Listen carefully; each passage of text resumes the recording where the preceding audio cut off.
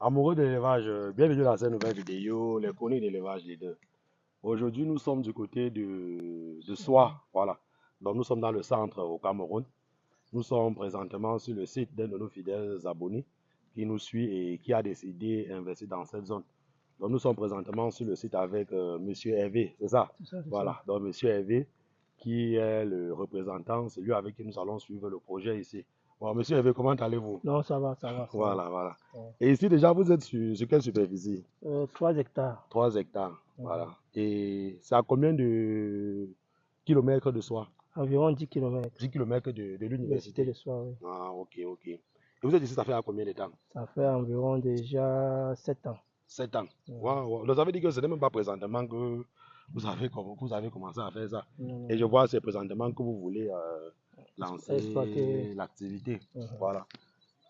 Et d'après ce que vous m'avez dit, et d'après ce qu'on a échangé avec l'autre partenaire, c'est l'élevage de porc. Vous voulez commencer par l'élevage de porc et faire aussi l'élevage de poulet. C'est ça, voilà.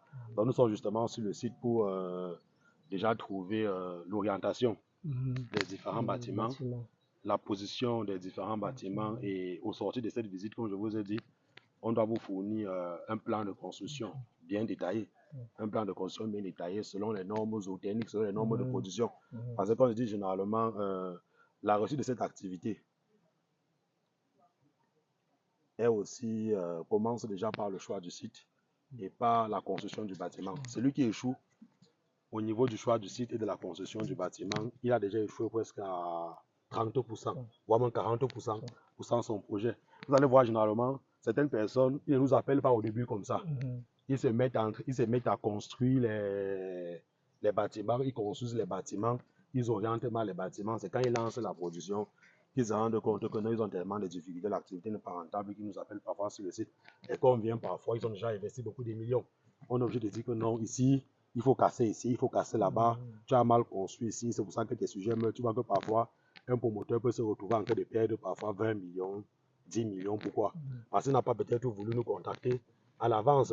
Quand quelqu'un va t'appeler qui effectue une naissance sur le terrain, lui va peut-être croire que c'est inutile. Voilà, que c'est inutile. Pourtant, ça a sa place. Et quand tu veux faire une activité professionnelle et rentable, le meilleur conseil que je donne toujours aux gens, c'est de faire comme vous avez décidé de faire là, vous faire accompagner par les professionnels. Il est bien vrai que ça a un prix, mais le prix là vous permet de gagner plus d'argent. Ça vous permet de sécuriser aussi votre investissement. Tu sais qu'en travaillant avec un professionnel, si je mets facilement mes 10 millions, je peux avoir facilement, approximativement ce que les résultats ont montré.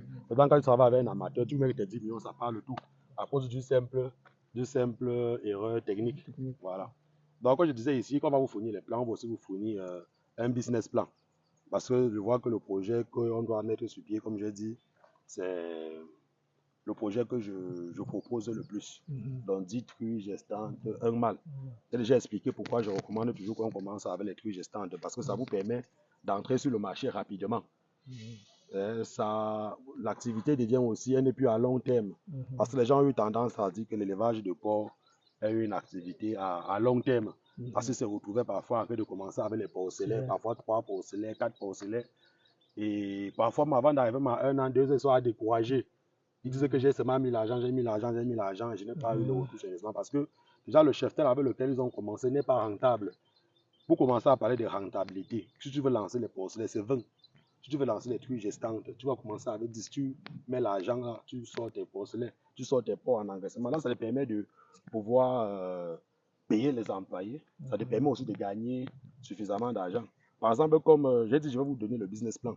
Vous voyez que par exemple, si vous avez 10 truies gestantes, ça met bas 2 fois l'année.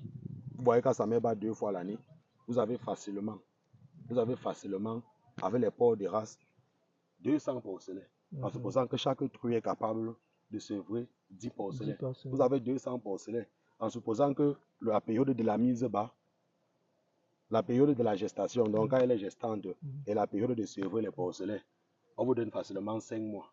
Donc tu vois que chaque 5 mois, tu peux être en train de sortir les porcs dans ta ferme. Parce qu'en supposant que l'engraissement des porcs, avec un porc de race, une bonne alimentation, un bon suivi, en 5 mois, tu as 100 kilos. Donc tu vois que chaque 5 mois, tu peux facilement sortir 100 porcs d'engraissement. Donc quand c'est en train de sortir, c'est en train d'entrer, c'est en train de sortir, c'est en train d'entrer. Tu peux décider maintenant de conserver, vendre les porcelains, ça dépend de toi, en fonction de tes moyens. Vendre une partie de porcelain, conserver les porcs en engraissement. Là, dans tous les cas, ça te permet de pouvoir gérer l'activité. Et tu veux que si tu as une ferme que tu peux sortir facilement, tu n'es pas obligé de conserver, tu as une ferme déjà dans ton système. Ça te permet de sortir ne serait-ce que 10 porcs chaque mois. Donc tu dis que bon, notre objectif, on trace un plan là, qui va nous permettre peut-être à partir de 3 mois de sortir 10 porcs chaque mois. Tu sors 10 porcs chaque mois, tu as facilement 600 000. Tu as 600 000 qui te permet de gérer les employés, de refaire l'aliment pour nourrir les bêtes. Voilà, et tu vois que là, l'activité, elle est rentable. Voilà. Coupe. Tu viens avec le voisin. Oui, bon, monsieur, ici là, vous avez pris le mètre carré à combien? Comme vous avez dit que vous êtes sur 3 hectares. sur 3 hectares, vous avez fait comment pour avoir le terrain ici facilement? Bon, c'était un peu compliqué. Je ne peux pas te répondre de manière claire, mais Oui. on a travaillé avec le monsieur qui a fait le lotissement. Le lotissement. Oui. Donc ça veut dire que vous étiez parmi les financiers alors. Vous avez investi en tant que financier. Voilà. Pas en tant que tel, mais Oui. sous couvert. Sous couvert du financier. Oui, C'est ça qui vous a permis d'avoir les 3 hectares ici. Et lorsque vous avez pris les 3 hectares, si vous avez peut-être calculé combien vous avez investi ici, on peut facilement trouver un hectare dans la zone, c'est à combien? Bon, là maintenant, avec le passage de la route, je ne Oui. sais pas, je ne peux pas te dire. Les données ont changé. Bon, et dans votre estimation, ce que vous avez investi, que vous avez gagné le terrain, le mètre carré vous revenez pratiquement à combien? Bon, on peut dire environ 1000, presque 1500. Presque 1500 le mètre carré. Et là, c'est titré. Là, c'est titré. Waouh. Tu parviens à avoir 3 hectares titrés, c'est pas l'habit de quelqu'un. Encore avec la grande route qui est en train de passer là, l'université qui est à côté, c'est un très grand avantage. Ouais. Donc justement, je comprends pourquoi le promoteur, lui, il a préféré une fois mettre... sa maison. Voilà, comme vous voyez, il a filmé un peu la maison là. Donc vous voyez que ici là, lui, quand il a pris son terrain, il a vu que non, comme la route principale passe déjà, il a préféré mettre une fois sa maison d'habitation. Ça veut dire qu'une fois qu'il sera au pays, c'est où il doit reposer là. Il repose là et il a le temps de contrôler ses bêtes. Parce que le programme qu'il nous a fait part, c'est qu'il doit faire l'élevage de porc, l'élevage de poulets. On a encore fait des histoires entre les poulets de chair ou les pondeuses et aussi l'agriculture sur les 3 hectares. C'est très bien. Tu vois que quand il vient, il loge là, le matin, il se lève, il contrôle ses activités. Comme la route passe là, sa petite voiture, il rentre en ville facilement. Il se repose tranquille. Il n'est pas obligé d'aller mourir dans les bruits de la ville. Quand j'ai vu sa maison d'habitation sur son site, j'ai beaucoup apprécié. J'ai vraiment beaucoup apprécié. Oui. Donc ici, c'est l'endroit que nous avons choisi pour l'implantation du premier bâtiment. Comme je dis toujours, même si vous avez un très grand projet, il est conseillé pour vous de commencer et de commencer ici. Donc on va commencer ici par un phase pilote. On va mettre un bâtiment qui doit prendre la reposition et l'engraissement. Donc un bâtiment en deux. 2 en 1 plutôt. Voilà. Comme c'est que nous avons construit du côté de l'Indie. Là, on va d'abord produire 1 an avant de voir si on doit étendre l'activité ou passer à l'élevage de poulets. Voilà, donc au sortir de cette visite, nous allons fournir un bon plan de construction bien détaillé et aussi un audit gestante. Parce que c'est ça qui a intéressé le promoteur.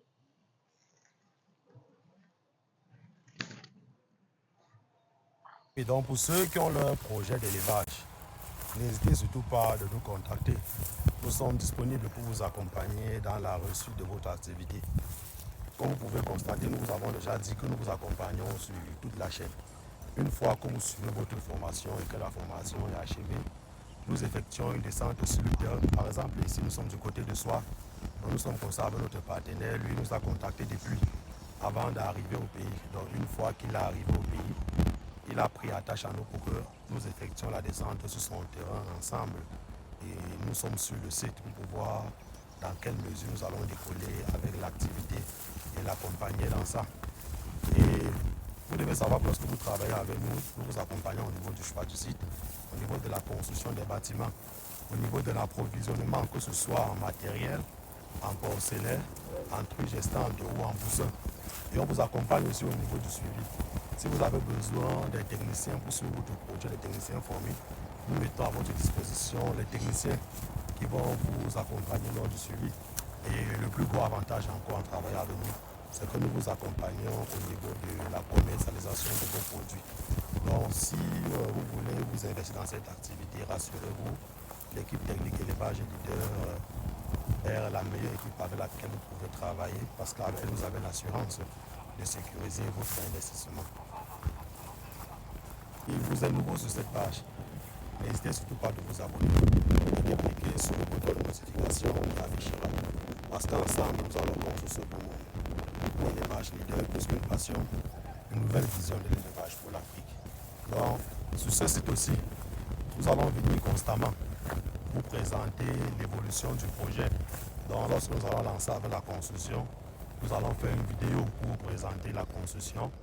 Lorsque nous allons livrer les bêtes, nous allons faire une vidéo et nous allons vous présenter aussi l'évolution et si possible la commercialisation des produits.